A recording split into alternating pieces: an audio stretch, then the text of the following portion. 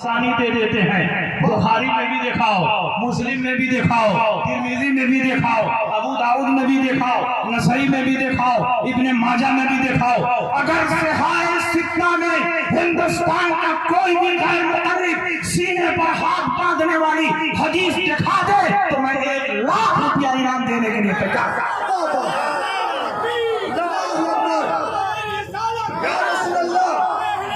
زندہ باد، زندہ باد، زندہ باد۔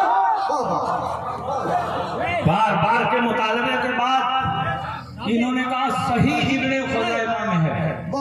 اتنی ساری کتابیں چھوڑ کر صحیح ابن خزیمہ میں پہنچ گئے۔ کیا بخاری کی حدیث عمل کرنے کے لائق نہیں تھی؟ مسلم کی حدیث پر نہیں عمل کر سکتے تھے؟ ترمذی، ابو داؤد، نسائی، ابن ماجہ کی حدیث پر نہیں عمل کر سکتے تھے؟ صحیح ابن خزیمہ میں چلے گئے، اور چلو چلے بھی گئے تو وہ حدیث پہلے ثابت تو ہو، وہ حدیث ہے کیا؟ انہوں نے کہا وائل ابن حجر نے کہا تمہارے لیے سنت یہ ہے کہ تم سینے پر ہاتھ باندھو۔ میں نے کہا کن سے کہا تمہارے لیے سنت یہ ہے؟ عورتوں سے کہا تمہارے لیے سنت یہ ہے کہ تم سینے پر ہاتھ باندھو۔ کیا تم عورت ہو کہ سینے پر ہاتھ باندھو گے؟ عورتوں کے سینے پر کوئی چیز ہے جس کو چھپانے کے لیے یہاں ہاتھ باندھنے کا حکم دیا گیا ہے؟ رسول پاک سید عالم صلی اللہ علیہ وسلم یہ پسند فرماتے ہیں کہ عورت اگر ایک طرف اللہ کی عبادت کر رہی ہے تو دوسری طرف اس کی پردہ پوشی بھی ہونی چاہیے۔ عورت کو پردہ پوشی کی وجہ سے حکم دیا گیا کہ تم سینے پر ہاتھ باندھو، فَإِنَّهُ أَسْتَرُ لَهُنَّ، کیونکہ اس میں تمہاری پردہ پوشی زیادہ ہے۔ عورت جب نماز پڑھے تو اللہ کی عبادت بھی کرے، پردہ پوشی بھی کرے۔ جب سینے پر ہاتھ باندھے گی تو پردہ پوشی بھی ہوتی رہے گی،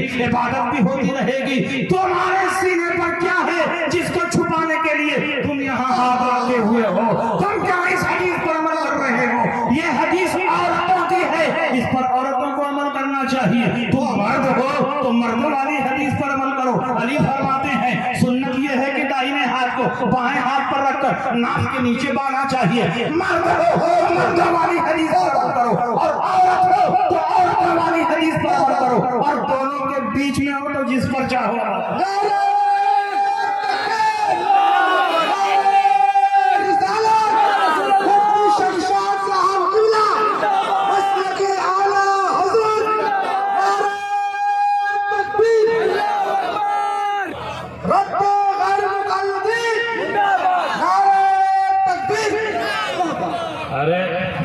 مولانا صبغت اللہ صاحب کا بھی نعرہ لگاؤ، یہی تو مزاج دے رہے ہیں۔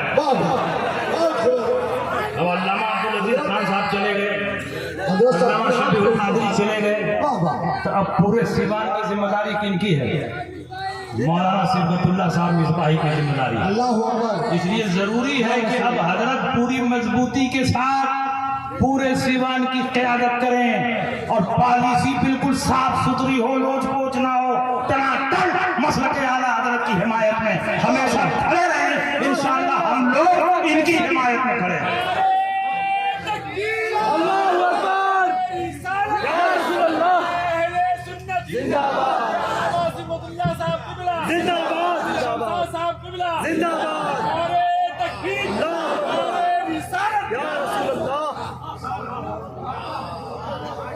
اب دیکھیے آج کے دور میں فتنے بہت بڑھ رہے ہیں، ان سارے فتنوں کا منہ توڑ جواب مسلک اعلیٰ حضرت ہے۔ صلح کلیت بڑی تیزی کے ساتھ بڑھ رہی ہے۔ ایسے لوگوں کی تعداد کم نہیں ہے جو کہتے ہیں کسی کو برا بھلا نہ کہو، وہ اپنی مسجد میں ہم اپنی مسجد میں، ان کا ایمان ان کے ساتھ، ہمارا ایمان ہمارے ساتھ، ان کا عمل ان کے ساتھ، ہمارا عمل ہمارے ساتھ۔ ایسے لوگ بہت پیدا ہو چکے ہیں جو صلح کلیت کو بڑھاوا دے رہے ہیں۔ کسی کلمہ گو کو کافر نہ کہو، کسی کلمہ گو کو برا بھلا نہ کہو، کسی کلمہ گو پر اعتراض نہ کرو۔ جلسوں میں کسی کے خلاف تقریر نہیں ہونی چاہیے، سارے کلمہ گو کو ملا کر چلنا چاہیے۔ میں آپ سے پوچھنا چاہتا ہوں اگر ہر کلمہ گو حق پر ہوتا، ہر کلمہ گو مسلمان ہوتا تو نبی اکرم صلی اللہ علیہ وسلم کے وصال کے بعد صدیق اکبر خلیفہ ہوئے، اور جیسے ہی خلیفہ ہوئے کچھ لوگوں نے نے زکات کی فرضیت کا انکار کر دیا اور کہا ہم نماز پڑھیں گے روزہ رکھیں گے لیکن زکات نہیں دیں گے، زکات کی فرضیت کے منکر ہو گئے، حضرت صدیق اکبر نے فرمایا جو زکات کی فرضیت کا منکر ہو گیا میں اس سے جہاد کروں گا۔ اگر نبی کے زمانے میں بکری کا ایک بچہ بھی دیتے تھے تو جب تک وہ ادا نہیں کر لیں گے میں ان سے جہاد کروں گا۔ حضرت عمر نے کہا آپ کیسے ان سے جہاد کریں گے، وہ تو کلمہ پڑھتے ہیں، اور نبی نے فرمایا من قال لا الہ الا اللہ فقد دخل الجنہ، جس نے لا الہ الا اللہ پڑھ دیا وہ جنت میں چلا گیا۔ تو یہ تو جنتی لوگ ہیں، ان سے کیسے آپ جہاد کریں گے؟ لیکن قربان جائیے صدیق اکبر رضی اللہ تعالی عنہ کے علم پر کہ جہاں بڑے بڑے صحابہ حیران تھے، صدیق اکبر نے ان کی رہنمائی فرمائی۔ حضرت صدیق اکبر نے فرمایا کہ جب دو حدیث ہو، ایک حدیث مختصر ہو اور ایک حدیث تفصیلی ہو تو دونوں کو ملا کر کے مطلب نکالنا چاہیے۔ دوسری حدیث میں رسول پاک نے فرمایا من قال لا الہ الا اللہ فقد عصم منی ما لہ و دماءہ الا بحق الاسلام، جس نے لا الہ الا اللہ پڑھ لیا اس نے اپنی جان کو محفوظ کر لیا، اپنے مال کو محفوظ کر لیا، الا بحق الاسلام، لیکن حق اسلام آ جائے تو جان بھی لی جائے گی، مال بھی لیا جائے گا۔ اگر کسی مسلمان کو ناحق قتل کر دے تو اب لا الہ الا اللہ نہیں دیکھا جائے گا، حق اسلام کی وجہ سے قصاص میں اسے قتل کیا جائے گا۔ اور اگر زکات کی فرضیت کا منکر ہو جائے تو زکات بھی حق اسلام ہے، اس کی وجہ سے اس کی جان بھی لی جائے گی اور اس کا مال بھی لیا جائے گا۔ صدیق اکبر نے قیامت تک کے مسلمانوں کو بتا دیا کہ صرف کلمہ پڑھ لینا کافی نہیں ہے، کلمہ پڑھنے کے ساتھ ساتھ جب تک تمام ضروریات دین کو وہ مان نہ لے اس وقت تک مسلمان نہیں ہوگا۔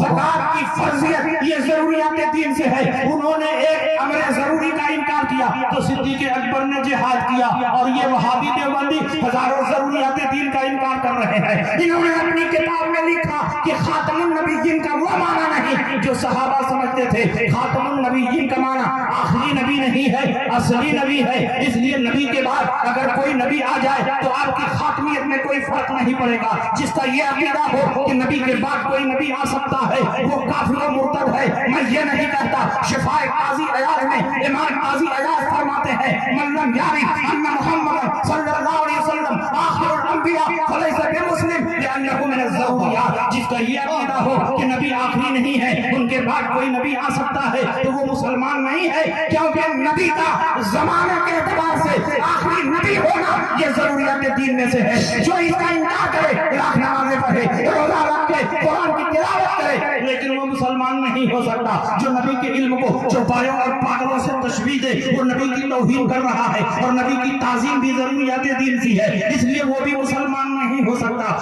درر بزاریہ فتاوی خیریہ میں لکھا ہے وقد اجمع العلماء على ان من شتمه وكذبه او عابه او تنقصه فقد كفر بالله تعالى وبانت منه امراته۔ تمام علماء کا اس بات پر اجماع اور اتفاق ہے کہ جس نے نبی کی توہین کی، جس نے نبی کو گالی دیا، جس نے نبی کی شان گھٹائی وہ آدمی کافر و مرتد ہے، اس کی عورت اس کے نکاح سے نکل گئی۔ جو اپنی کتابوں میں یہ کہے کہ فلاں کا علم نبی کے علم سے زیادہ ہے، شیطان ملک الموت کا علم نبی کے علم سے زیادہ ہے، تو جو نبی کے علم کو گھٹائے شیطان ملک الموت کے علم کو بڑھائے وہ بھی مسلمان نہیں ہے۔ من قال فلان عالم من صلی اللہ علیہ وسلم فهو صاب حکمہ حکم الصاب، جس کا یہ عقیدہ ہو کہ فلاں کا علم نبی سے زیادہ ہے وہ نبی کو گالی دینے والا ہے، اس کا حکم گالی دینے والے کی طرح ہے۔ اب بتاؤ یہ کلمہ بھی پڑھتے ہیں، یہ نماز بھی پڑھتے ہیں، یہ روزہ بھی رکھتے ہیں، لیکن ضروریات دین کا انکار کر رہے ہیں، تو کیا ان کا نماز پڑھنا مفید ہے، ان کا روزہ رکھنا مفید ہے، ان کا کلمہ پڑھنا مفید ہے؟ جب تک تمام ضروریات دین کو تم مان نہیں لیتے اس وقت تک تم مسلمان نہیں ہو سکتے۔